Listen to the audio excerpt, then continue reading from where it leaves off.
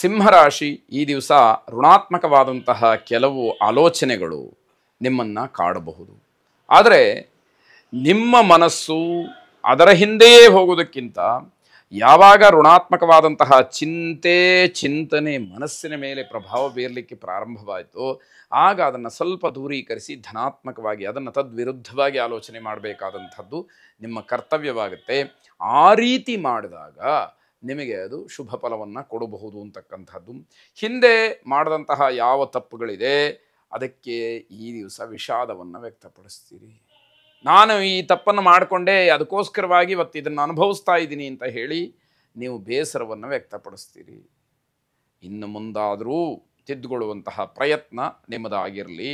ಆರೋಗ್ಯದ ಏರುಪೇರಾಗತ್ತೆ.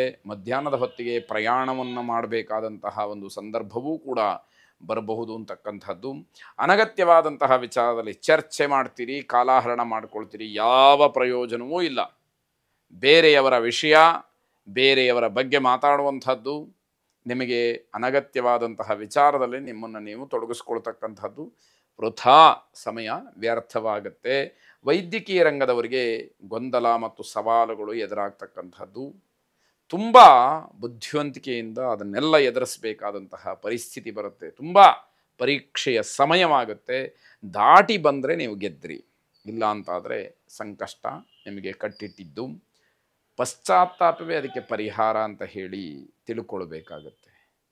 ಯಾಕೆ ಅಂತಂದರೆ ಏನು ತಪ್ಪು ನಡೆದಿದೆ ಅಥವಾ ನಮ್ಮಿಂದ ಏನು ಅಪರಾಧ ಆಗಿದೆ ಅದನ್ನು ನಾನು ಇನ್ನು ಮುಂದೆ ಯಾವ ಕಾರಣಕ್ಕೂ ಮಾಡೋದಿಲ್ಲ, ನನ್ನಿಂದ ತಪ್ಪಾಗಿದೆ ಅಂತ ಹೇಳಿ ನಿಮ್ಮ ಮನಸ್ಸಿಗೆ ನೀವು ಅಂದುಕೊಳ್ಳುವಂಥದ್ದು, ಆ ತಪ್ಪಿನ ಅರಿವು ನಿಮಗೆ ಬರುವಂಥದ್ದು ಇದೆಯಲ್ಲ, ಅದೇ ನಿಮಗೆ ಪ್ರಾಯಶ್ಚಿತ್ತ ಅಂತ ಹೇಳಬೇಕಾಗತ್ತೆ.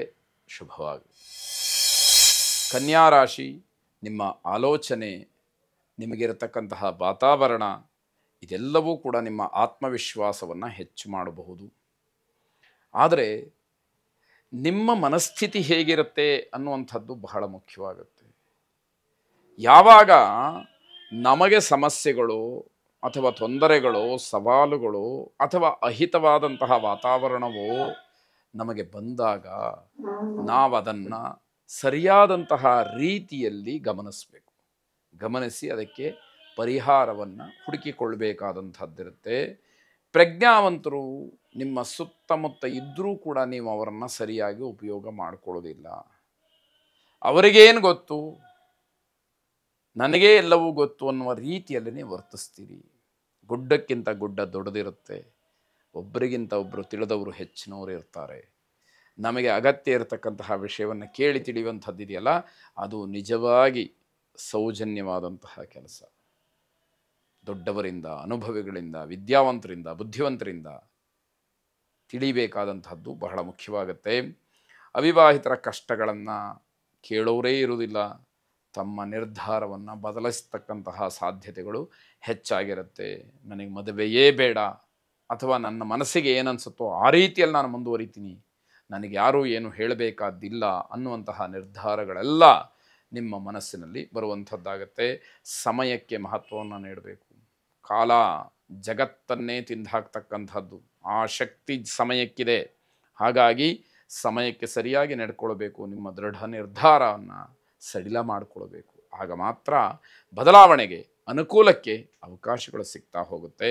ಆರ್ಥಿಕವಾಗಿ ಲಾಭ ಇದ್ದರೂ ಕೂಡ ಲೆಕ್ಕ ಸಿಕ್ಕದೇ ಇರತಕ್ಕಂತಹ ಖರ್ಚುಗಳು ಕೆಲವು, ಅದು ನಿಮ್ಮನ್ನು ಹಿನ್ನಡೆಗೆ ಕಾರಣ ಮಾಡುತ್ತೆ ಅನ್ನುವಂಥದ್ದು. ಗುರು ಪ್ರಾರ್ಥನೆಯನ್ನು ಮಾಡಿ, ನಿಮ್ಮ ಗುರುಗಳನ್ನು ಮನಸಾರೆ ಪ್ರಾರ್ಥನೆ ಮಾಡಿ ಅವರ ಆಶೀರ್ವಾದ, ಅನುಗ್ರಹವನ್ನು ಬೇಡಿ. ಶುಭವಾಗಿ. ತುಲಾರಾಶಿ, ಒಬ್ಬರೇ ಏಕಮುಖವಾಗಿ ಮಾಡ್ತಕ್ಕಂತಹ ಕೆಲಸದಲ್ಲಿ ಅಷ್ಟೊಂದು ಶುಭ ಫಲವನ್ನು ಕಾಣಲಿಕ್ಕೆ ಕಷ್ಟ ಆಗತ್ತೆ. ಸಾಮೂಹಿಕವಾಗಿ 4-6 ಜನ ಒಟ್ಟಿಗೆ ಸೇರಿ ಮಾಡ್ತಕ್ಕಂತಹ ಕೆಲಸದಿಂದ ನಿಮಗೂ ಕೂಡ ಲಾಭ ಸಿಕ್ಕಬಹುದು, ಯಶಸ್ಸನ್ನು ಕಾಣಬಹುದು. ಟೀಮ್ ವರ್ಕ್ ಅನ್ನುವಂಥದ್ದೇನಿದೆ ಅದು ಫಲವನ್ನು ಕೊಡುತ್ತೆ ಅಂತ ಅರ್ಥ. ಸ್ನೇಹಿತರ ನಿಧನದ ವಾರ್ತೆ ಮನಸ್ಸಿನ ಮೇಲೆ ತುಂಬ ಪ್ರಭಾವವನ್ನು, ಪರಿಣಾಮವನ್ನು ಬೀರುತ್ತೆ. ಈ ಹಿಂದೆ ಯಾರೋ ನಿಮ್ಮ ಸ್ನೇಹಿತರು ತೀರಿಕೊಂಡಿರ್ಬೋದು. ಆ ಮಾತು ಬಂದಾಗ, ಆ ವಿಷಯ ಮತ್ತೆ ಜ್ಞಾಪಕಕ್ಕೆ ಬಂದಾಗ ತುಂಬ ನೋವನ್ನು ಅನುಭವಿಸ್ತೀರಿ ಅಂತಕ್ಕಂಥದ್ದು. ನಿಮ್ಮ ನಿರೀಕ್ಷೆಗಳು ತುಂಬ ಇರುತ್ತೆ, ಯಾವುದೂ ಕೂಡ ಕೈಗೂಡ್ತಾ ಇಲ್ಲ. ಕಾರಣ ಏನು? ಗ್ರಹಗತಿ ಚೆನ್ನಾಗಿಲ್ಲ ಅಂತ ಹೇಳಿ ಭಾವಿಸ್ಬೇಕು. ಅದನ್ನು ಸರಿಪಡಿಸ್ಕೊಳ್ಳೋದು ಹೇಗೆ ಅನ್ನುವಂಥದ್ದನ್ನು ಗುರುತಿಸ್ಕೊಳ್ಬೇಕು. ಅದರ ಬಗ್ಗೆ ಮಾಹಿತಿಯನ್ನು ಪಡ್ಕೊಳ್ಬೇಕು. ಆ ಮಾರ್ಗದಲ್ಲಿ ನಡಿಬೇಕು. ಆಗ ಎಲ್ಲವೂ ಕೂಡ ತನ್ನಿಂದ ತಾನೇ ಸರಿಯಾಗ್ತಾ ಹೋಗುವಂಥದ್ದು. ರಿಯಲ್ ಎಸ್ಟೇಟ್ ಮಾಡ್ತಕ್ಕಂಥವರ ಸ್ಥಿತಿ ಬಹಳ ಗಂಭೀರವಾಗಿಬಿಟ್ಟಿರುತ್ತೆ. ಅದನ್ನು ಗಮನಿಸ್ಕೊಳ್ಳಿ. ಅನೇಕರು ತಮ್ಮ ನೌಕರಿಯನ್ನು ಆ ವಾತಾವರಣ ದೂಷಣೆ ಮಾಡ್ತಾ ಮಾಡ್ತಾ ರಾಜೀನಾಮೆಯನ್ನು ಕೊಡಬೇಕು. ನನಗೆ ಕೆಲಸ ಇಲ್ಲದೇ ಇದ್ದರೂ ಪರವಾಗಿಲ್ಲ, ಈ ಜಾಗದಲ್ಲಿ ನಾನು ಕೆಲಸ ಮಾಡೋದಿಲ್ಲ ಅನ್ನುವಂತಹ ಒಂದು ತುಂಬ ಕಟುವಾದಂತಹ ನಿರ್ಧಾರಕ್ಕೆ ಬರುವಂತಹ ಸಮಯ, ಆ ರೀತಿ ಸೂಚನೆಗಳು ಕಾಣ್ತಾ ಇದೆ. ಇದು ಒಳ್ಳೆಯದಲ್ಲ ಅಂತಕ್ಕಂಥದ್ದು.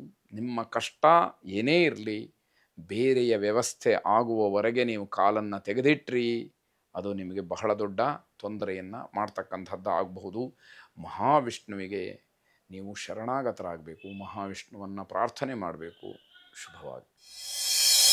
ವೃಶ್ಚಿಕ ರಾಶಿ, ಮನೆಯಲ್ಲಿ ತಂದೆ ಮಕ್ಕಳಿಗೆ, ತಾಯಿ ಮಕ್ಕಳಿಗೆ, ಹಾಗೆ ವ್ಯವಹಾರದಲ್ಲಿ ವ್ಯವಹಾರಸ್ಥರಿಗೆ, ವ್ಯಾಪಾರದಲ್ಲಿ ವ್ಯಾಪಾರಸ್ಥರಿಗೆ, ಗ್ರಾಹಕರಿಗೆ, ಹಾಗೆ ಶಾಲೆಯಲ್ಲಿ ಆದರೆ ಉಪಾಧ್ಯಾಯರಿಗೆ, ಶಿಷ್ಯರಿಗೆ, ಈ ರೀತಿ ಪರಸ್ಪರವಾಗಿ ಸಂಬಂಧ ಇರತಕ್ಕಂತಹ ಒಂದು ವ್ಯವಸ್ಥೆಯಲ್ಲಿ ತದ್ವಿರುದ್ಧವಾದಂತಹ ಅಭಿಪ್ರಾಯಗಳು ಈ ದಿವಸ ಬರುತ್ತೆ. ಒಬ್ಬರಿಗೆ ಮತ್ತೊಬ್ಬರಿಗೆ ಆ ಹೊಂದಾಣಿಕೆ ಅಂತಕ್ಕಂಥದ್ದೇ ಇಲ್ಲ. ಪರಸ್ಪರವಾಗಿ ಜಗಳವಾಗ್ತಕ್ಕಂಥದ್ದು, ಮಾತಿಗೆ ಮಾತು ಬರುವಂಥದ್ದು, ದ್ವೇಷವನ್ನು ಸಾಧಿಸ್ತಕ್ಕಂತಹದ್ದು, ದ್ವೇಷವನ್ನು ಬೆಳೆಸ್ಕೊಂಡು ಹೋಗ್ತಕ್ಕಂತಹ ರೀತಿಯಲ್ಲಿ ಮಾತುಕತೆಗಳು ನಡೆಯುತ್ತೆ ಅಂತ ಅರ್ಥ. ಮಕ್ಕಳು ಅಗತ್ಯವಾಗಿ ದೊಡ್ಡವರ, ಶಿಕ್ಷಕರ, ಅನುಭವಿಗಳ ಮಾತನ್ನು ಕೇಳಲೇಬೇಕಾಗತ್ತೆ. ಅದಿಲ್ಲ ಅಂತಾದರೆ ತೊಂದರೆಯನ್ನು ಅನುಭವಿಸ್ಬೇಕಾಗತ್ತೆ. ಸುಳ್ಳು ಹೇಳ್ತಕ್ಕಂಥವರು ಈ ದಿವಸ ತುಂಬ ಹಿನ್ನಡೆಯನ್ನು ಅನುಭವಿಸ್ಬೇಕಾಗತ್ತೆ. ಯಾವತ್ತೋ ಒಂದೆರಡು ದಿವಸ ಗೆದ್ದಿರಬಹುದು, ಕಷ್ಟದಿಂದ ಪಾರಾಗಿರಬಹುದು, ತಪ್ಪಿಸ್ಕೊಂಡಿರಬಹುದು. ಆದರೆ ಎಲ್ಲ ಕಾಲದಲ್ಲೂ ಅದು ನಡೆಯುತ್ತೆ ಅಂತಕ್ಕಂಥದ್ದು ಸುಳ್ಳಾಗತ್ತೆ.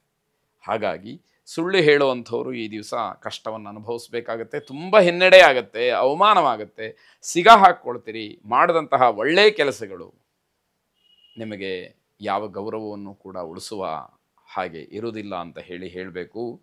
ಬುದ್ಧಿವಂತಿಕೆ ಇರಲಿ, ಒಳ್ಳೆಯದು. ಆದರೆ ಅತಿಯಾದಂತಹ ಬುದ್ಧಿವಂತಿಕೆಯಿಂದ ಹಾಳು ಮಾಡ್ಕೊಳ್ತೀರಿ. ಓವರ್ ಕಾನ್ಫಿಡೆನ್ಸ್ ನಿಮ್ಮೆಲ್ಲ ಸಾಧನೆಗಳನ್ನು, ಎಲ್ಲ ಸಂದರ್ಭಗಳನ್ನು, ಎಲ್ಲ ಸಮಯವನ್ನು ಹಾಳು ಮಾಡಿಬಿಡುತ್ತೆ ಅಂತ ಅರ್ಥ. ಬಟ್ಟೆ ವ್ಯಾಪಾರಿಗಳಿಗೆ ಬೆಂಕಿಯ ಅವಘಡದಿಂದ ನಷ್ಟವಾಗ್ತಕ್ಕಂತಹ ಸೂಚನೆ ಇದೆ. ಅದನ್ನು ಗಮನಿಸಿ ತಕ್ಕ ವ್ಯವಸ್ಥೆಯನ್ನು ಮಾಡಿಕೊಳ್ಳಿ. ವಿಷ್ಣು ಸಹಸ್ರನಾಮವನ್ನು ಶ್ರವಣ ಮಾಡಿ. ಶುಭವಾಗಿ.